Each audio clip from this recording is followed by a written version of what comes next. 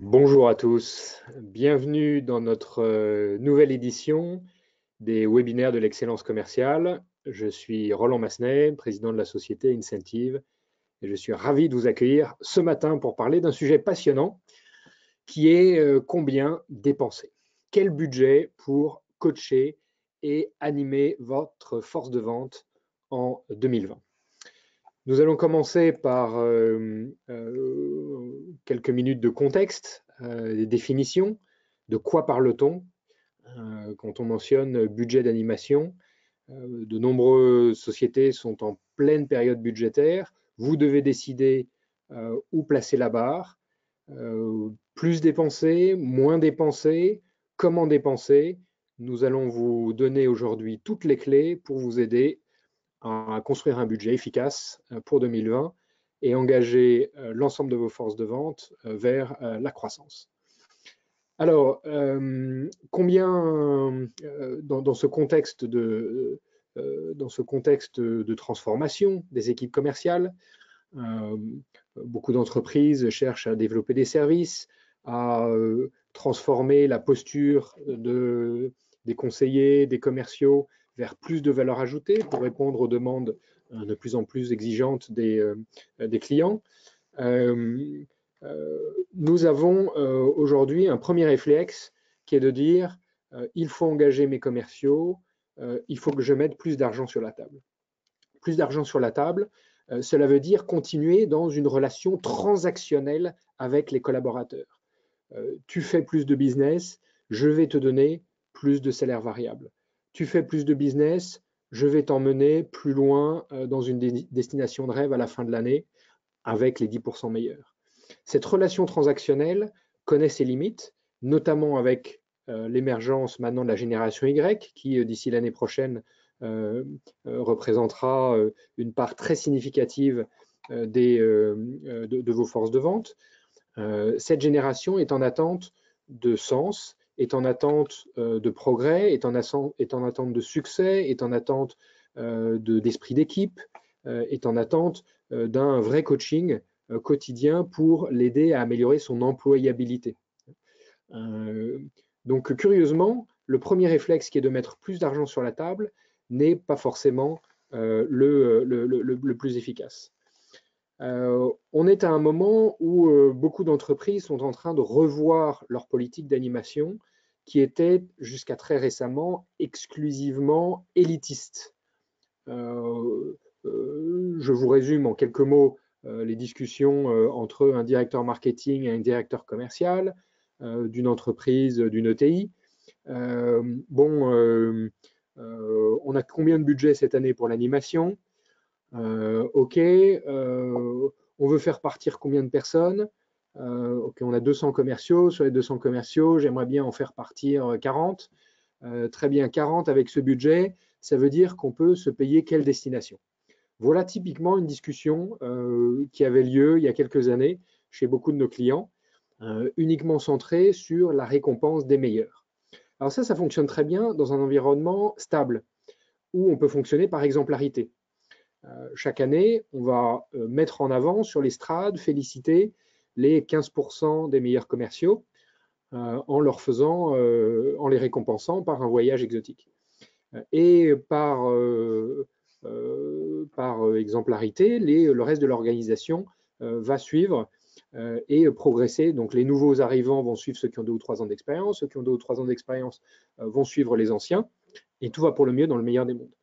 Aujourd'hui, le business évolue beaucoup trop rapidement, et les comportements qui ont fait le succès d'hier ne sont pas forcément les comportements que vous voulez encourager pour demain, qui vont vous permettre d'attaquer des nouveaux marchés, qui vont vous permettre de développer une posture conseil de vos commerciaux, qui vont permettre aux managers de rentrer à nouveau dans leur rôle de coach.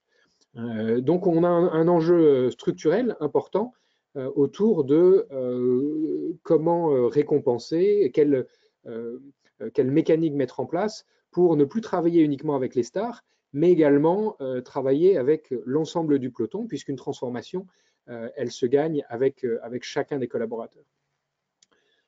Alors, si l'on regarde le budget d'animation, de quoi on parle?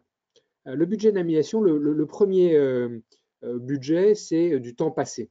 du temps passé par les équipes commerciales, du temps passé par les équipes marketing à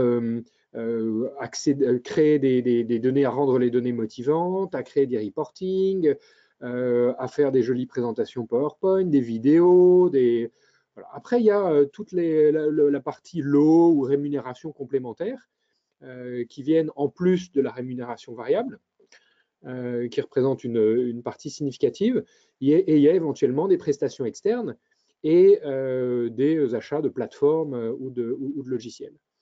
Alors, dans ces budgets d'animation, finalement, on voit que les lots et les prestations externes et logicielles sont inclus dans les lignes budgétaires chez nos clients. En revanche, le temps passé par les équipes commerciales ou par les équipes marketing à refaire des tableaux, à refaire des classements, à communiquer, tout ça est très largement sous-évalué, alors que, on le verra tout à l'heure, ça représente une partie significative d'un investissement d'animation. Finalement, qu'est-ce qu'on va chercher dans l'animation?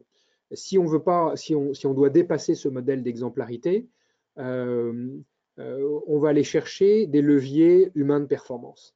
Donc engager historiquement à travers une rétribution dans un mode transactionnel, ça permet de féliciter un certain nombre et de récompenser un certain nombre de collaborateurs, mais ça n'engage pas mes troupes, ça n'engage pas le peloton. Donc le véritable but de l'animation, il est de travailler sur les deux leviers humains de performance, que sont d'un côté les compétences, les compétences des collaborateurs. Donc on va animer ces compétences, et l'animation de ces compétences, ça s'appelle du coaching. Et puis de l'autre, on va engager les collaborateurs dans des nouveaux comportements. Et ça s'appelle de la motivation. Finalement, on retrouve deux dimensions d'une matrice très célèbre qui s'utilise souvent aux États-Unis pour segmenter le mode de management vis-à-vis de collaborateurs. C'est la fameuse matrice Skill-Will. Skill-Will, ça permet de définir 4 cadrans. Les cadrans des gens qui sont très motivés mais pas compétents, où le focus du management doit être la formation, il faut les former. Des gens qui sont très compétents mais peu motivés. Là, c'est des gens qu'il faut booster, qu'il faut suivre, qu'il faut accompagner. Des gens qui sont très motivés, très compétents, ce sont des gens qu'il faut fidéliser. Et puis des gens qui sont ni compétents ni motivés, à qui il faut trouver probablement une autre voie. Donc, cette matrice Skill-Will, qui est un des grands classiques du management commercial depuis de nombreuses années, on va la retrouver dans le principe d'analyse des mécaniques d'animation à mettre en œuvre pour savoir sur mon organisation quel est le focus, quel est le vrai objectif de l'animation. Et c'est finalement en partant de ces objectifs qu'on va réussir à définir un budget adéquat, à la fois sur combien il faut que je dépense et comment il faut que je dépense. Donc, dans une méthodologie de structuration de budget, on va partir des objectifs. Donc, ça peut être des objectifs de compétences, des objectifs de comportement qui, derrière, vont se traduire par des nouveaux marchés, par un nouveau segment, par une amélioration de la fidélisation client, etc. Donc, si on résume, on part d'un objectif business. Par exemple, lancer tel nouveau produit. Ensuite, je vais le décliner en objectifs sur ma matrice Skill-Will, compétences et engagement sur des nouveaux comportements. Et à partir de ces objectifs sur la matrice Skill-Will, je vais les décliner en mécanique d'animation pour travailler sur une connaissance, sur un comportement spécifique, etc. Donc voilà un peu, je pense qu'on a brossé le contexte dans lequel il faut penser l'animation. Donc on ne va plus penser l'animation en mode élitiste, fonctionnant par exemplarité. On va construire le budget d'animation sur la base d'objectifs business et de comportements à faire évoluer pour accompagner une transformation. Alors combien dépenser? Si on regarde ce que dépensent aujourd'hui les entreprises, alors bien sûr, ça dépend des industries, donc on va fonctionner en base 100. Si je suis en base 100 pour un salaire fixe chargé, Mon salaire, le salaire variable, il va être en moyenne de 20% du salaire fixe chargé. Alors, encore une fois, ça dépend beaucoup des industries, ça dépend également des pays. On a des clients en Allemagne dont les conventions collectives ne permettent pas la mise en place de salaires variables, y compris pour les commerciaux. Je pense notamment à la convention collective de la chimie. Et puis en France, suivant les cultures d'entreprise, on peut avoir des commerciaux qui ont une part très significative de leur rémunération qui est en variable, et puis d'autres qui, au contraire, pour des raisons historiques, sont plus conservateurs et ont essentiellement des salaires fixes. On connaît bien une start-up dans le domaine de l'assurance, très successful, qui a décidé de ne mettre aucun salaire variable pour ces commerciaux. Donc les commerciaux sont très bien rémunérés, avec des salaires très élevés, mais aucun salaire variable pour s'assurer d'une orientation service. Voilà. Donc, si on regarde l'ensemble salaire fixe plus salaire variable, et qu'on regarde le camembert, là, finalement, la partie animation, animation, elle reste extrêmement faible. Le levier donné au management pour influer à court terme ou à long terme sur les comportements, au-delà pour dépasser cette relation transactionnelle qu'on a historiquement avec les collaborateurs, il est proportionnellement extrêmement faible. Voilà. Et donc on est de l'ordre de quelques pourcents, on va dire, pour donner des chiffres, entre 2 et 5%. Voilà, de la masse salariale, salaire variable et salaire fixe compris. Et alors après, quand on regarde à l'intérieur de ce budget d'animation, on a dit qu'il y avait d'un côté le temps passé et puis de l'autre les lots, les logiciels, etc. Et ce qu'on observe historiquement, c'est que finalement le gros du budget, c'est du temps passé. C'est beaucoup de temps perdu à refaire des tableaux, à renvoyer des emails, voilà, avec des communications qui sont souvent assez inefficaces, puisque les boîtes mail des commerciaux sont déjà très largement surchargées. Et donc des communications qui parfois n'arrivent même pas jusqu'au terrain parce que soit elles n'ont pas relayé par le management intermédiaire, soit le management terrain soit les commerciaux sur le terrain sont submergés. Et donc attendent finalement souvent pour des challenges annuels la fin de l'année pour voir si jamais ils ont gagné quelque chose. À cela se rajoutent souvent des challenges très complexes avec beaucoup de règles, donc peu de lisibilité.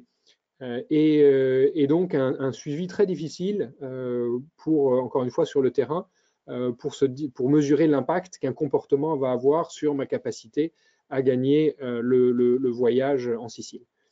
Donc tout ça nous a amené à réfléchir avec nos clients sur finalement quel est le bon montant et comment allouer ce montant. Ben, finalement, on voit que les dépenses, elles sont déjà assez significatives, elles sont beaucoup sur de l'humain, et que pour les lots qui sont, si on prend une entreprise moyenne, on estime que les budgets d'animation sont autour de 300 €.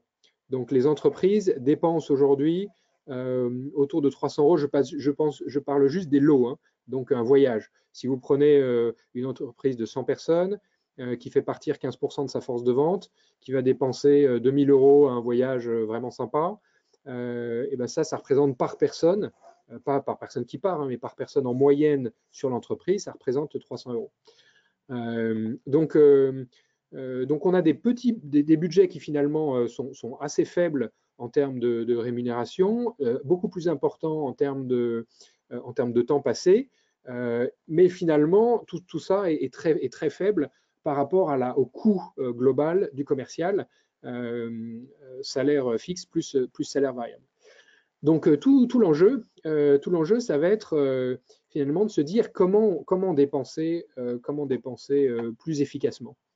Et ben, on mène avec un certain nombre de nos clients des réflexions sur un rééquilibrage entre la masse salariale variable et l'animation. La masse salariale variable échappe très largement au contrôle du management terrain. Ce sont des règles qui sont définies, bien sûr, avec validation des IRP, de façon annuel dans le meilleur des cas, c'est souvent décidé plutôt pour 3 ou 4 ans. Et plus les organisations sont grosses, plus le process de révision des mécaniques de salaire variable est lourd et donc complexe. Donc on a un grand manque d'agilité, puisque finalement la politique de salaire variable va se décider sur un horizon de 3-4 ans, et les transformations en cours, elles sont plutôt de l'ordre du mois ou des 2 mois. J'ai un nouveau concurrent qui arrive, il faut que je sois capable de réagir très vite et d'inflexer les comportements de mes commerciaux pour réagir immédiatement. Donc, finalement, le budget d'animation, il va moins servir aujourd'hui à récompenser une bonne performance plutôt qu'à accompagner une transformation de comportement et renforcer l'agilité de l'organisation. Donc, si je regarde les objectifs de l'animation, et puis ça va nous donner une vision sur comment dépenser. Le premier objectif, c'est d'impliquer chacun dans la transformation, donc d'être sûr qu'on va travailler sur le peloton et pas simplement avec les stars. Deuxièmement, pendant la transformation, pendant les travaux, le magasin reste ouvert. Le budget d'animation, il est là aussi pour accompagner l'excellence opérationnelle au quotidien. Et puis le budget d'animation, bien sûr, il est là aussi pour aller générer de la croissance, puisque de plus en plus, les directions financières et donc avec nos clients, on va travailler sur les modèles de retour sur investissement sur ces budgets d'animation. Alors sur les leviers, on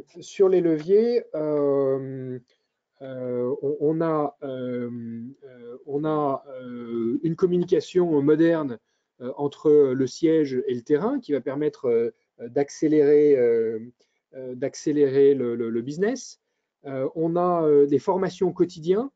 La formation est absolument clé dans l'animation et on voit de plus en plus cette animation qui était souvent pilotée, un challenge qui était souvent piloté ou organisé par le marketing avec une agence. On voit les directions commerciales avec le marketing se réapproprier le sujet pour intégrer dans l'animation tout ce qui va contribuer à l'amélioration de la performance opérationnelle. Donc la formation au quotidien, à travers de l'ancrage mémoriel, pour assurer une bonne mise en œuvre au quotidien. Un autre levier, c'est l'échange de bonnes pratiques, animer l'échange de bonnes pratiques. Il y a au sein de vos organisations commerciales une expertise extraordinaire sur le terrain. Si je prends un exemple dans un réseau d'agents généraux qui vendent des assurances, un client qui a une publicité pour vendre de la prévoyance, donc c'est une assurance contre les accidents de la vie, pas un produit qui est très facile à vendre, une affiche qui montre un homme glissant sur une peau de banane, et puis ce réseau de plusieurs centaines d'agents généraux qui a beaucoup de mal à vendre ce nouveau produit. Et puis un jour, un agent a l'idée d'acheter des bonbons chez Auchan avec des bonbons Haribo en forme de banane, dépose des bols de bonbons sur les bureaux de chacun de ses collaborateurs, et dès qu'un client s'assied devant un collaborateur, le collaborateur propose un bonbon en forme de banane, initie la discussion, brise la glace et entame ainsi une présentation d'un produit de prévoyance. Voilà. Et si vous arrive quelque chose, est-ce que vous avez pensé à protéger vos proches? Est-ce que vous avez pensé à protéger votre femme, vos enfants? Voilà. Et donc une bonne pratique comme celle-là, elle est très compliquée à inventer au siège. En revanche, des bonnes pratiques comme celle-là, elles sont légion au sein de vos forces de vente. Si j'anime proactivement le partage de bonnes pratiques sur des sujets très concrets et très précis, ces bonnes pratiques vont diffuser et donc je vais pouvoir accélérer cette mise à niveau de l'ensemble du réseau sur une pratique particulière. Ensuite, le coaching régulier. Le coaching régulier fait partie de l'animation. L'animation qui avant était très très descendante depuis le siège jusqu'aux collaborateurs et où finalement les managers étaient souvent des passe-plats. Des fichiers Excel qui devaient souvent reconfigurer pour les rendre un peu plus personnels pour leurs commerciaux. Finalement, l'animation, elle doit descendre à chaque niveau de l'organisation et notamment les managers terrain doivent se réapproprier cette animation.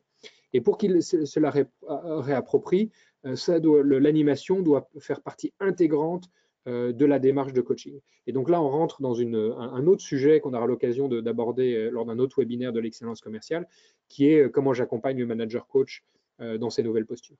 Et puis le dernier levier, qui est le levier historique, qui est le levier transactionnel, c'est le levier de gamification où tu fais quelque chose, je récompense.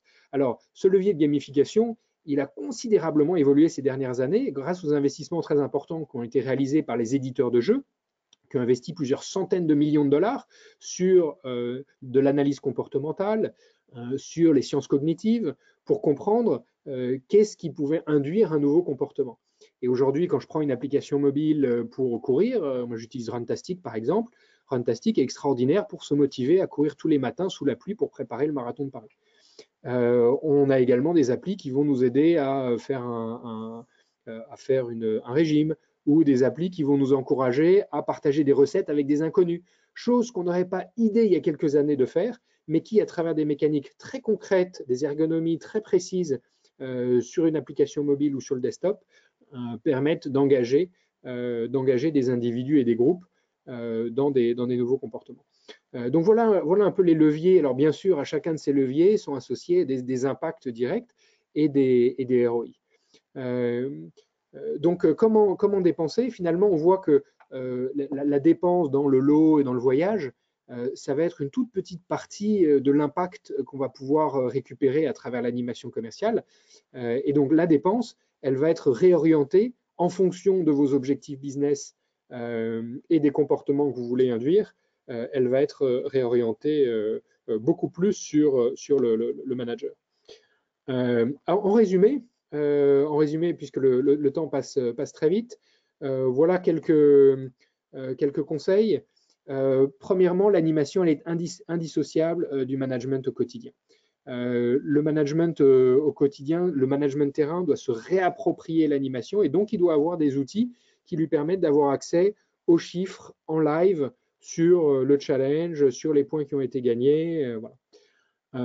Donc le manager de proximité, il doit, grâce à ces outils, pouvoir reprendre sa posture de manager coach, qui est la véritable clé de la performance des dispositifs d'animation. Et quand on pense budget, on a maintenant de plus en plus de clients qui ont décidé de complètement sortir de cette relation transactionnelle, où je vais récompenser le commercial dans mon challenge pour une performance, et qui, par exemple, vont faire des challenges caritatifs, où on va fonctionner par équipe. Chaque région va pouvoir, à travers de la performance, des comportements, de la satisfaction client, gagner des points. Et puis, chaque région va se battre pour une association que la région aura choisie. Une association qui, alors nous, on a travaillé avec BNP Paribas, avec les petits frères des pauvres, par exemple, donc avec la banque BNP Paribas, 800 banquiers privés, qui, par région, se sont battus pour apporter plus de budget pour le petit frère des pauvres. Donc, on va transformer l'animation pour sortir de cette dimension transactionnelle et de donner beaucoup plus de sens, donner beaucoup plus de visibilité, beaucoup plus de cohérence entre l'animation d'un côté, le management et les objectifs, la vision de l'entreprise. Finalement, si on doit résumer les masses budgétaires, les masses budgétaires, elles doivent se focaliser en moyenne 25% pour fidéliser les meilleurs, donc les voyages, la mise en avant des meilleurs, ça a un intérêt, mais l'intérêt principal, c'est pas d'aller chercher du chiffre, puisque les meilleurs, ils sont déjà automotivés. L'intérêt principal des mécaniques élitistes, c'est la création d'un groupe d'excellents commerciaux qu'on va fédérer, dont on va renforcer les liens humains, éventuellement à travers un voyage ou à travers des activités. Voilà. Deuxième poche de budget, engager le peloton autour de 25% et 50% du budget qui va être autour de l'activation des autres leviers de motivation et notamment l'accompagnement du manager dans sa démarche de coaching. Voilà, les prochains rendez-vous. Alors, est-ce qu'il y a des questions? Oui, je crois qu'il y a quelques questions, effectivement. Alors, je souhaite mettre un budget pour une incentive équipe de mes 6 commerciaux bancaires. Comment impliquer tous les vendeurs? Alors, comment impliquer tous les vendeurs? Il y a plusieurs solutions. Il y a plusieurs solutions. La première solution, c'est de faire un challenge d'équipe. C'est de faire un challenge d'équipe où chacun, à la hauteur de ses capacités, va pouvoir contribuer. Et alors là, vous pouvez, par exemple, faire une sortie d'équipe à 6. Et puis, vous allez décider de la qualité de la sortie ou de la qualité du restaurant en fonction de ce qui aura été atteint par l'équipe. Et ce qu'on suggère dans ce cas-là, il faut rester très simple avec une petite équipe, c'est d'avoir maximum 2 ou 3 indicateurs clés. Il y a peut-être un indicateur de PNB ou de nombre de contrats, voilà, et puis un indicateur qualitatif autour, par exemple, du pourcentage de clients qui ont été rappelés dans le trimestre. Et vous permettez ainsi à chacun de faire gagner des points à l'équipe, et puis en fonction du nombre de points qui a été agrégé par l'équipe, ben on va voilà, faire un petit bistrot au coin de la rue où on va se faire une bonne table, un bon gastro régional. Donc voilà une première idée. Une autre idée pour être sûr que tout le monde puisse concourir, si vous êtes plutôt dans une démarche individuelle, et là ça dépend de votre style de management, de la culture de l'entreprise, et ben on va essayer d'être plus en mode examen qu'en mode concours. C'est-à-dire qu'il n'y a pas le mode concours, c'est il y en a 2 qui vont gagner et puis le reste, les autres resteront au bord du chemin. Ça, c'est compliqué parce que assez rapidement, on sait quelles sont les 2 ou 3 personnes qui ont une chance de gagner, et donc ça désengage complètement les autres. En revanche, en mode examen, on doit franchir un certain seuil, et toutes les personnes qui franchissent ce seuil vont pouvoir gagner. Et dans ce cas-là, on va fonctionner plutôt par rapport à des objectifs ou par rapport à des performances N-1. Comme ça, même ceux qui ont le plus de mal vont avoir la possibilité de faire la différence par rapport à leur propre historique, un peu comme au golf, hein, on va se battre contre son propre handicap. Et ben, de la même façon, si vous voulez engager l'ensemble de vos 6 collaborateurs, et ben vous allez pouvoir, en vous positionnant par rapport à une performance N-1 ou par rapport à un objectif s'il est atteignable, engager tout le monde. Alors, pouvez-vous nous adresser votre support de présentation lors de la mise en place d'un challenge pour mes commerciaux? Alors oui, bien sûr. Alors vous aurez le support, il y a un enregistrement de la vidéo qui sera bien sûr disponible, vous pouvez la revoir. Et puis le document PDF sera disponible. N'hésitez pas à nous envoyer un message privé, on vous le fera parvenir. Vous avez des challenges permettant d'être plus... Alors, pardon. Lors de la mise en place d'un challenge pour mes commerciaux, dois-je prévoir un challenge différent pour... Alors, pardon. Lors de la mise en place d'un challenge pour mes commerciaux, dois-je prévoir un challenge différent pour mes managers commerciaux? Alors ça, c'est une très bonne question. Et absolument, c'est très important. Alors, est-ce que c'est un challenge différent? Ce n'est pas forcément un challenge différent, mais c'est très important que les managers commerciaux ils soient impliqués dans le challenge et ils aient eux-mêmes des mécaniques d'engagement. Alors, ça ne va pas être exactement les mêmes leviers, hein, parce qu'au manager, on ne va pas lui demander la même transformation de comportement qu'à ses commerciaux. Il ne faut pas que ce soit juste l'agrégation des résultats des vendeurs, parce que les managers ont leur rôle à jouer dans la transformation, et donc vous voulez susciter des transformations de comportement chez eux aussi. En revanche, il faut qu'ils soient bien alignés avec les vendeurs. Donc, typiquement, ce qu'on va imaginer, c'est des indicateurs vendeurs. Ensuite, 80% des indicateurs vendeurs, ils vont se retrouver dans la mécanique des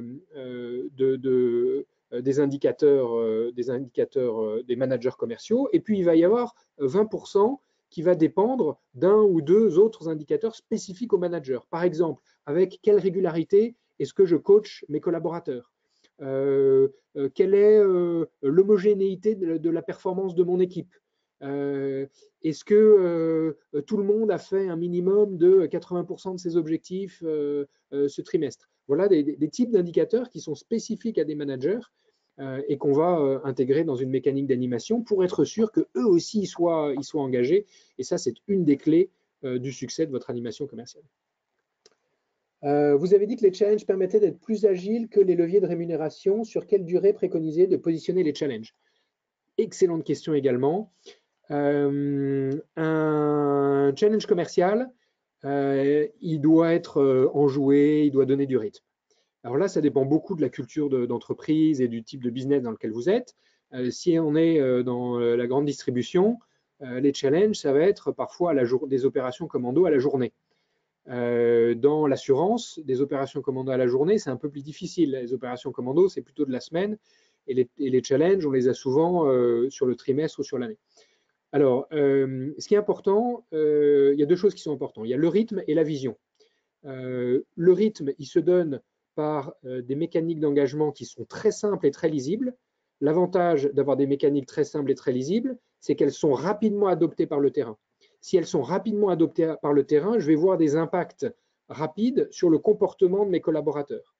Et une fois que j'ai acquis le nouveau comportement que je veux encourager à travers mon challenge, c'est bon, je peux passer au sujet suivant. Je prends un exemple. Je veux que mes commerciaux utilisent plus le CRM.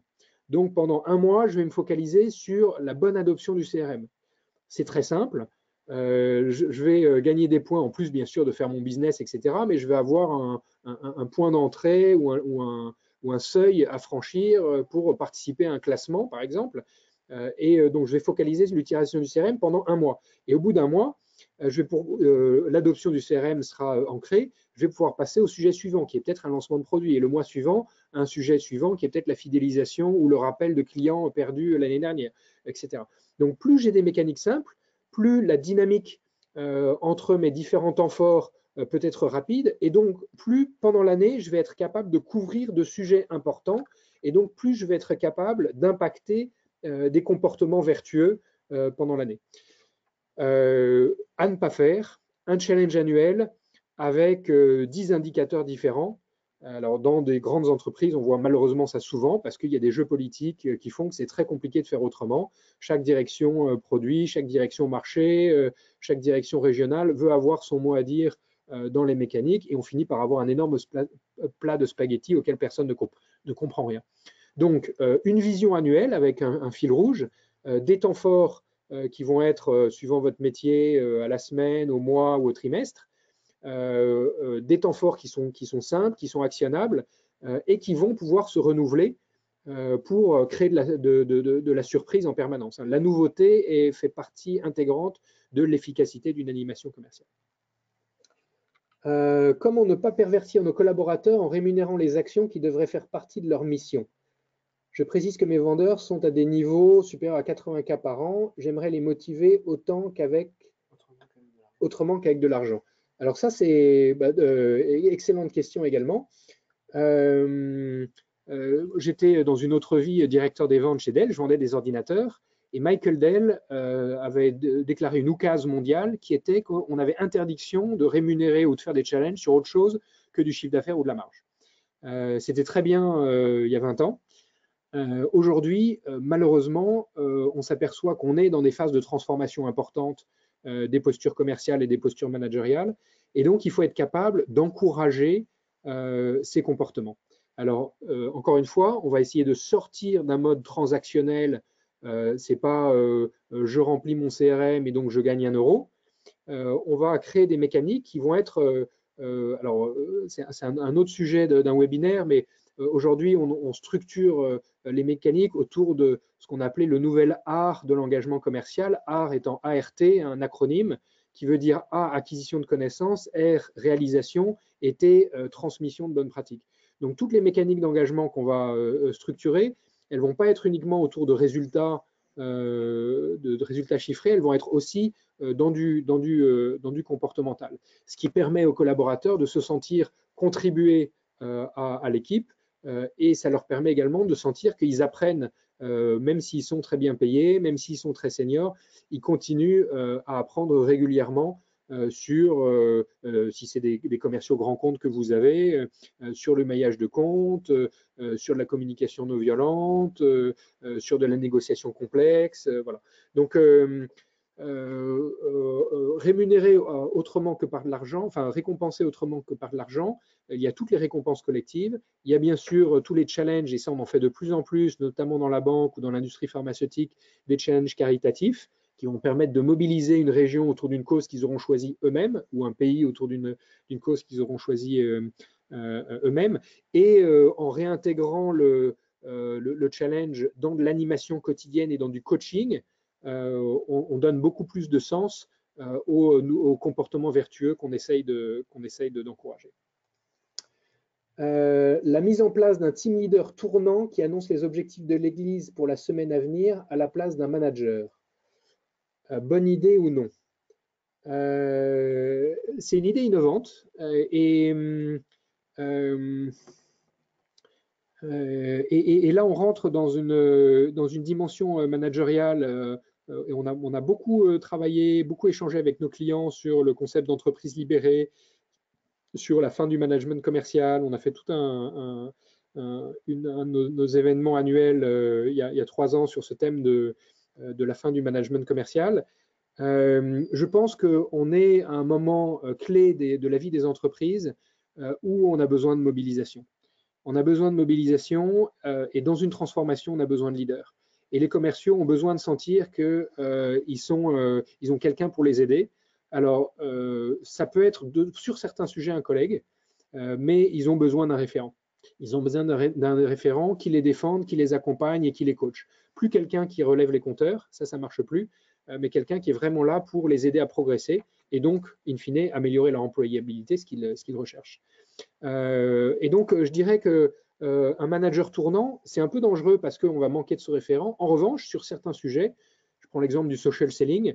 Le social selling, vous avez des étudiants qui vont sortir de l'EM Lyon et qui vont être des pros de LinkedIn, qui ont déjà 3 ou 4 000 contacts et qui sont tout à fait capables de coacher certains de leurs collègues quelques semaines après être rentrés dans votre entreprise.